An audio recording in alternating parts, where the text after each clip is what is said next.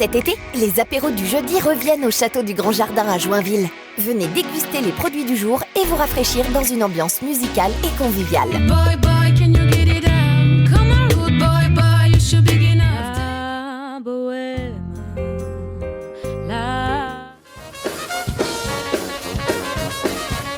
Et si vous réservez 48 heures à l'avance, obtenez un avantage sur votre soirée.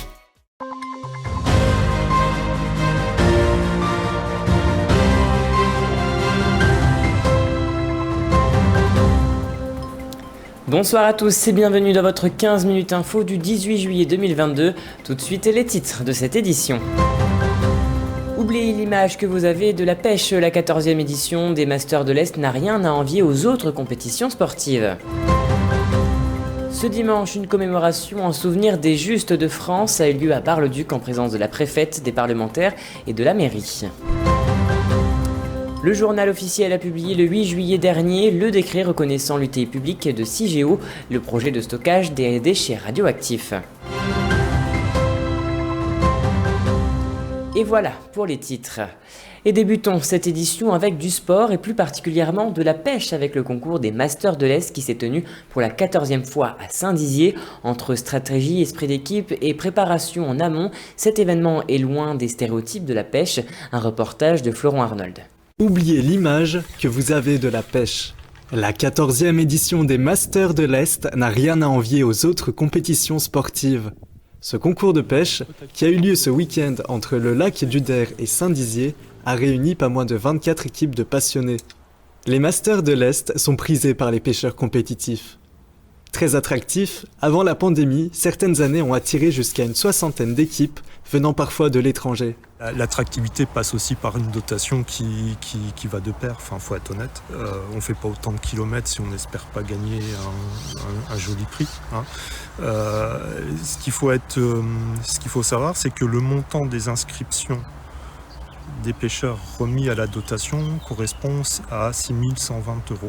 Et nous, en enveloppe numéraire, on redistribue 6 750 €. Donc on met au-delà de ce que les pêcheurs contribuent. C'est une philosophie et c'est aussi ça. Et le premier prix demain gagneront un chèque de 2 700 €. Si cette discipline peut être vue comme un simple loisir, loin d'être fatigant, ce week-end, loin des clichés, était bel et bien sportif. On a voulu, en créant ça, cacher et casser, surtout casser des clichés, des stéréotypes. Là, on est tenir 5 heures sur une chaise avec une antenne qui dépasse de quelques millimètres à 13 mètres, c'est un effort de concentration, c'est un effort visuel malgré tout. Même si c'est statique, il y a pas mal de gestuels qui fait que ça peut se faire. Il y a ainsi un côté très stratégique et technique lors des compétitions de pêche qui est plus qu'important. Ne se voyant pas à l'œil, les non-initiés peuvent avoir du mal à les discerner. On a établi en fait une approche par rapport à nos entraînements. Donc hier on a pu s'entraîner un petit peu. Donc on a établi une stratégie, on va dire, une première. Et après en fait vraiment en cours de pêche, en fonction des espèces de poissons que l'on prend, en fonction du vent, en fonction du soleil. Après c'est pas toujours les mêmes espèces de poissons qui vont manger ou être face à nous. Et voilà, du coup on adapte aussi les distances de pêche par rapport si on a des herbes en fait qui sont au fond également. Voilà, on essaye de sonder ça sur les heures de préparation. Ainsi, si le prestige et le prix à gagner par ce concours peuvent appâter des pêcheurs du dimanche, ils devront s'entraîner dur pour faire face à ces experts. Ah, tu vois, j'ai eu 4-5 touches et il n'y a plus rien. 80 ans après la rafle du Veldiv, la plus grande arrestation massive des Juifs réalisée en France, où plus de 13 000 personnes ont été arrêtées, une stèle commémorative a été inaugurée à Bar-le-Duc, l'occasion aussi de continuer la lutte contre le racisme et l'antisémitisme, mais aussi se souvenir des innocents qui ont perdu la vie durant la Seconde Guerre mondiale. Des déposes de gerbes par la mairie, la préfète, mais aussi Bertrand Pancher, le député de la Meuse, ont eu lieu près de la place de la République à Bar-le-Duc. Écoutez. Aujourd'hui, c'est la cérémonie traditionnelle tous les ans en mémoire des Justes, de tous ceux qui ont protégé les Juifs pendant la Seconde Guerre mondiale, et puis toutes les personnes victimes du racisme. Et aujourd'hui, ça a une teinte particulière puisque c'est le 80e anniversaire. En tout cas, moi, si j'ose dire, je perpétue l'histoire, c'est-à-dire que dans le discours de la préfète, il y a non seulement ne les oublions pas, mais nous devons nous montrer dignes de leur sacrifice et de leur courage. Et à ce titre-là, et personnellement, je tiens à être là à toute cette commémoration. Et passons à présent à l'image du jour. Toute la nuit, la colonne Est-Alpha a été engagée pour traiter des reprises de feu et réaliser des opérations de noyage en Gironde. Après une période de repos en matinée, la colonne Est, composée de pompiers de Haute-Marne, a été réengagée sur la commune de Louchat en tête de feu pour éviter la propagation du feu vers le sud. Tout autre chose à présent, le journal officiel a publié ce 8 juillet dernier le décret reconnaissant l'utilité publique de CIGEO, le projet de stockage des déchets radioactifs de haute activité et moyenne activité à vie longue en couche géologique profonde. Cette décision reconnaît donc l'intérêt général de CIGEO comme une solution de stockage définitive des déchets les plus radioactifs produits par la France. Le dossier de demande de déclaration d'utilité publique du projet CIGEO avait été déposé en août 2020 auprès de la ministre de la Transition écologique. Un reportage d'Alison Godefroy.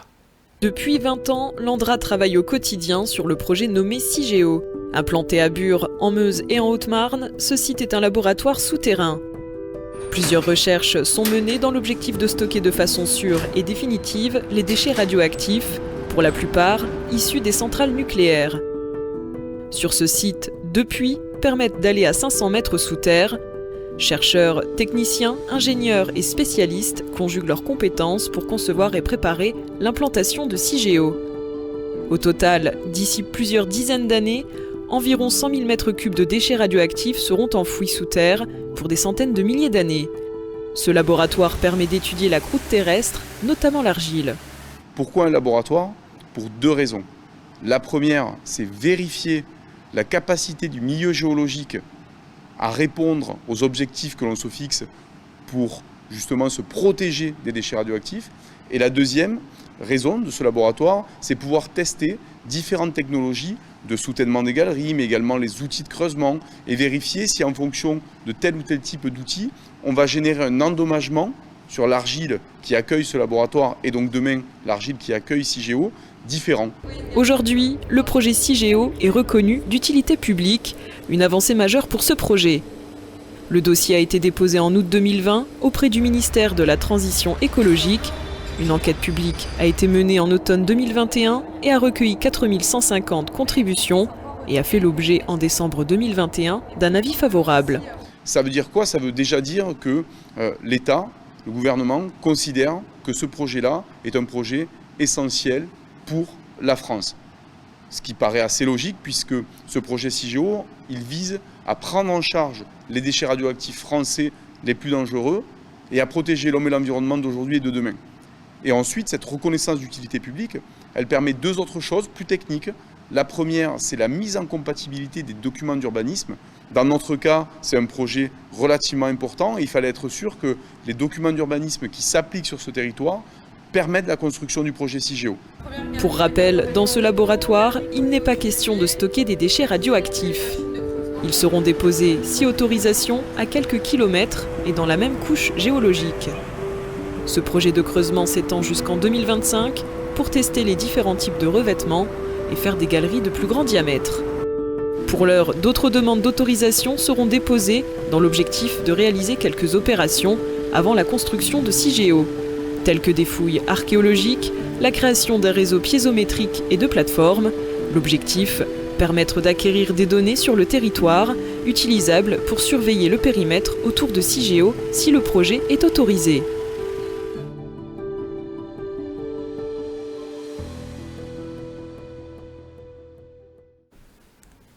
Et voilà, c'est la fin de cette édition. Merci à tous de l'avoir suivi. Dans un instant, vos prévisions météo de demain avec cette vigilance orange pour canicule dans la région Grand Est, à savoir les départements de la Marne, la Meuse et la Haute-Marne sont eux aussi placés en vigilance orange dès 13h demain.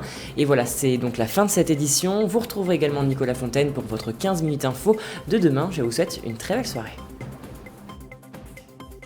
Toute l'actualité qui vous concerne, à voir et à revoir dès maintenant sur puissancetélévision.fr et sur notre application mobile.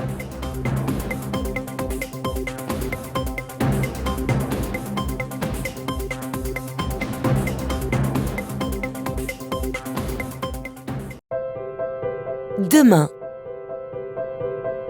Puissance Télévision vous propose de découvrir un documentaire inédit. De danser tous ensemble, qu'on ait un handicap ou pas, qu'on ait une différence ou pas, c'est plus important que la différence. Pendant plusieurs mois, l'une de nos équipes a suivi le parcours de bénéficiaires de l'association Le Bois-l'Abbesse dans un programme de danse encadré par la compagnie Black Baccarat. Tout ce que j'arrive pas à dire, je le mets dans les pas de danse. Depuis que je suis gamin, je fais de la danse. Ça libère toutes les émotions, tout. Une expérience unique à la découverte de leurs capacités, de leurs appréhensions et de leurs évolutions au fil des mois. Eh bien, dansez maintenant, demain à 20h sur Puissance Télévision. Et juste après, retrouvez le débat, les réactions à chaud des différents participants du programme à l'issue du visionnage au cœur de la salle des Fuseaux de Saint-Dizier.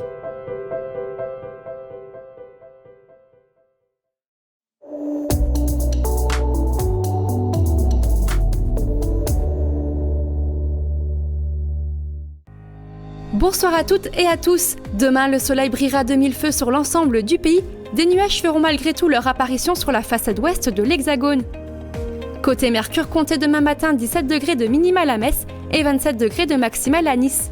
L'après-midi, prévoyez 40 degrés à Paris, 34 degrés à Bastia ou encore 29 degrés à Bordeaux. Dans le ciel de nos départements, le soleil sera également au rendez-vous. Côté température, il fera très chaud. Une alerte orange canicule est d'ailleurs en cours dans nos départements jusque demain 16h. L'après-midi, le thermomètre affichera des températures avoisinant les 40 degrés. Pensez donc à vous hydrater. Demain, mardi 19 juillet, nous fêterons les Arsènes. Je vous souhaite une excellente soirée sur Puissance Télévision.